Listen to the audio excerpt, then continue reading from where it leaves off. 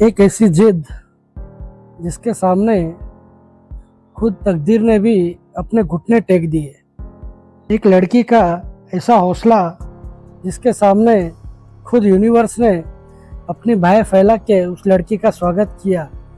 हाँ मेरे बच्चे, तेरा स्वागत है।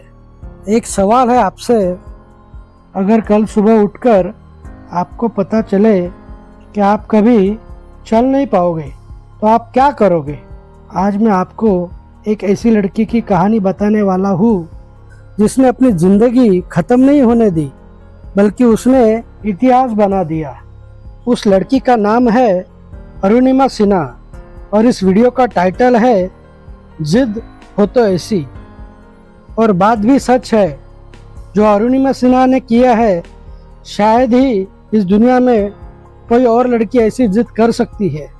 स्पोर्ट्स उसकी ज़िंदगी थी, मेहनत, डिसिप्लिन और सपने के साथ में वो अपनी ज़िंदगी जी रही थी। अरुणिमा सिन्हा एक नॉर्मल सी लड़की, लेकिन एक नेशनल लेवल वॉलीबॉल प्लेयर। उसका सपना था अपने पैरों पे खुद खड़ा रहना, लेकिन किस्मत ने कुछ और ही प्लान करके रखा था। साल 2011 की बात है। अरुणिमा सिन्हा ट्रेन से दिल्ली जा रही थी एक एग्ज़ाम की तैयारी करने के लिए, ताकि उसे सरकारी जॉब मिल जाए किसी स्पोर्ट्स कोटे में। लेकिन अरुणिमा सिन्हा की ज़िंदगी में तो कुछ और ही लिखा था। कुछ बदमाशों ने उसे चलती ट्रेन से धक्का दे दिया, सिर्फ एक सोने की चेन के वजह से।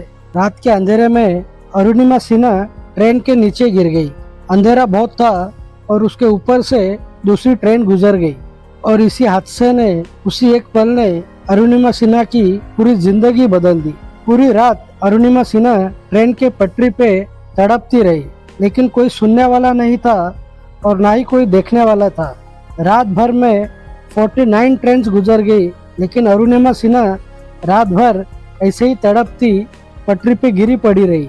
इस हादसे में अरुणिमा सिन्हा की एक टांग कट चुकी थी और रात भर चूहे उसे कुतर रहे थे। अरुणिमा सिन्हा सब देख रही थी, लेकिन कर कुछ नहीं पा रही थी, क्योंकि वो पूरी तरीके से अनकॉन्शियस हो चुकी थी। दूसरे दिन जब उन्हें अस्पताल में भर्ती कराया गया, तब डॉक्टरों ने कहा उनकी एक टांग बचाना मुमकिन नहीं है। सोचो, एक ऐसी खिलाड़ी जो दौड़ना जानती थी, आज चल भी नहीं सकती थी। लेकिन कहानी यहीं पे ख़त्म नहीं होती है। हॉस्पिटल के बेड पर लेटे हुए अरुणिमा ने टीवी पर माउंट एवरेस्ट देखा, और उसी पल अरुणिमा सिन्हा ने एक खतरनाक फैसला लिया। अगर मैं जिंदा हूँ तो मैं एवरेस्ट फतेह करूंगी। सारे लोग उस पर हंसने लगे, डॉक्टर्स हैरान हुए और सोसाइटी ने उसे कहा यह इम्पॉसिबल है। फिर भी अरुणिमा सिन्हा ने हिम्मत नहीं हारी और हॉस्पिटल से निकलते ही सीधा बचेंद्रिय पाल के पास जा पहुंची। बचेंद्रिय पाल ने उसकी कहानी सुनने के बाद और उसका हौसला देखते हुए यह कह दिया कि अरुणिमा, तुमने तो माउंट एवरेस्ट कब का पार कर लिया, अब तो सिर्फ लोगों को करके दिखाना बाकी है। और फिर शुरू होती है प्रोस्थेटिक लेग के साथ में एक दर्द भरी ट्रेनिंग। रोज का एक ऐसा दर्द जो सहा नहीं जा सकता। एक पैर के साथ में गिरना, फिर उठना। ट्रेनिंग के दौरान उसके पैर से खून निकलता था, लेकिन कभी उसकी हिम्मत नहीं टूटी। बचेंद्रिय पाल जैसे लीजेंड का गाइडेंस उसके साथ हमेशा था। और याद रखिए, सबसे मुश्किल पहाड़ हमारे दिमाग में होता है। 21 मई 2013 अरुणिमा सिन्हा माउंट एवरेस्ट के शिखर पर खड़ी थी, एक नकली टांग के साथ, लेकिन सबसे असली हौसले के साथ में। वो बनी दुनिया की पहली फीमेल एम्प्यूटी जो एवरेस्ट पर चढ़ी। अरुणिमा अगर चाहती तो अपना एक पैर कटने के बाद में व्हीलचेयर पे बैठ के चुपचाप अपने घर के किसी कोने में आराम से बैठ सकती थी, लेकिन उसने एक चुनौती भरा रास्ता चुना। उसने एक ऐसा निर्णय लिया जो उसकी ज़िंदगी बदल सकता था या उसे मौत के कगार पर खड़ा कर सकता था।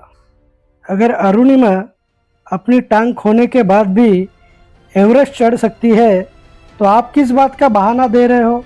याद रखना, जिद हो तो ऐसी, वरना सपने तो हर कोई देखता है। दोस्तों, अगर वीडियो ने आपको थोड़ा सा भी मोटिवेट किया हो तो लाइक करो, शेयर करो और चैनल को सब्सक्राइब ज़रूर करो। मैं शाम आपके सपनों के साथ चल रहा हूँ। जय हिंद, वंदे मातरम। स्वस्थ रहिए, सुरक्षित रहिए।